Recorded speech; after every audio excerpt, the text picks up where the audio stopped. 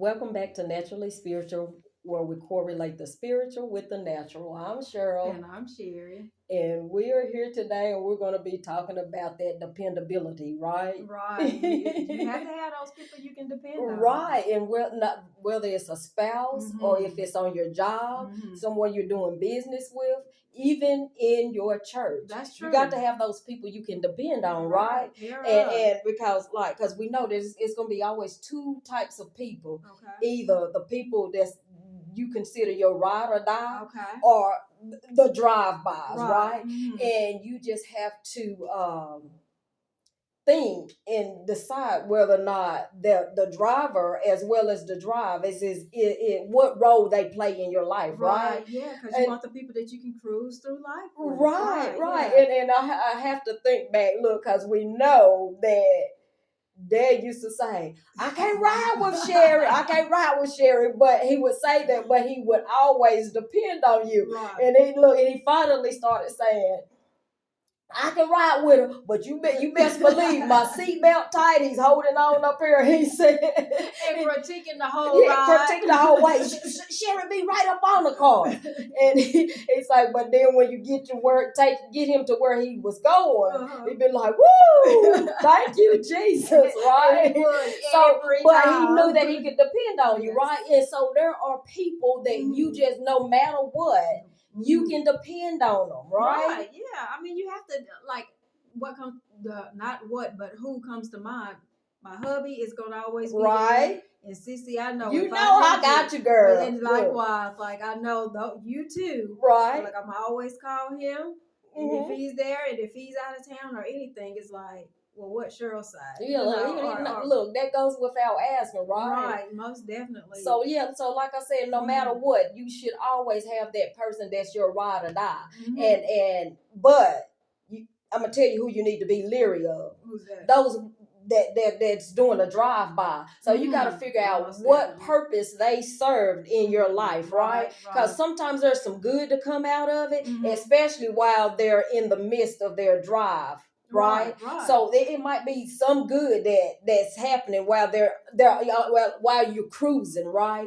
But what you got to pay attention to is what happens after the drive by when they drive off. Right. Well, how do they treat you once they drive off? You know, and because that's key, right? Because then you will see their true colors, right? Right. Yeah. I mean, some people, unfortunately, in a drive by, some people just drive by and they're looking and you're looking, and there's still some concern, but no harm. No harm, right? But some drive-bys, there's so much aftermath and so much true. to clean up that aftermath for days, weeks, months, years. So yeah, you have to be reckless. You have to be a careful lot of tears shed, a lot of blood shed. Right. Right. Yeah, right. Hurt and harm. So you better think about who's driving. And is that driver? Does that driver have road rage in the midst of look? Because you see the road rage. If you in there with them, you see the road rage.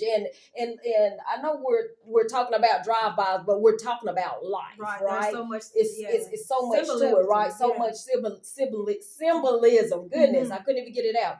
But yeah, so you have to watch people, right? And you have to ask God for that discernment, right? Right, and it's fine anytime that you're in a car with someone. It's fine to say stop, pull over, let me out. I no longer wish to be on this ride. Right. I mean, because you don't necessarily have to be in the ride by yourself. So true. You have to have somebody you can depend on. And right. If I can take you to Ecclesiastes 4, 9, and 10, two are better than one. Right. So most cars are designed to have two people in them. Right. Yeah, they're two-seaters. So two are better than one. Yay. Because they have a good reward for their labor. Okay. For work if they together. fall, right. Working together. Right. For if they fall, the one will lift up his fellow. But woe to him that is alone when he falleth, for he hath not another to help him up. So you again be careful of who's in that ride with you. You know, right. You want somebody there who you can depend on, someone who's not that you always have to have your hand out, but when you need someone, you need it. You need to know that person you can be depended upon, and it needs to be reciprocated. They need to be able to call you, and depend on you. But so, there's my points with you just saying that driver. You got to make sure that driver can follow directions if that driver can follow can take criticism, because you know some people hate if they're in the driver's seat, they hate for you to tell them like you missed your turn. I know where I'm going. No, you just missed a turn. Now we 30 minutes out the way because you missed your turn, right? And so they won't even, they'll have the GPS on, but I know a better way. No, you don't. We're lost. Face it, we're lost. So you got to just be even mindful, and again ask for that discernment for those who are driving or those or the backseat driver. Doesn't matter. Look for discernment. Right. Yeah, leave those drive-bys alone. Leave those drive-bys alone, because sometimes those drive-bys can be crucial, right? Very much so. So again, we're talking about this dependability, and we hope that we were insightful. And again, as we said, there's so much symbolism in your ride or dies and your drive-bys. All right. And look, so let's go ahead, drive-bys and subscribe, right? Oh, you hear that? Look at me. Drive on by. Yeah. So hit that like, share, comment, and have a good night.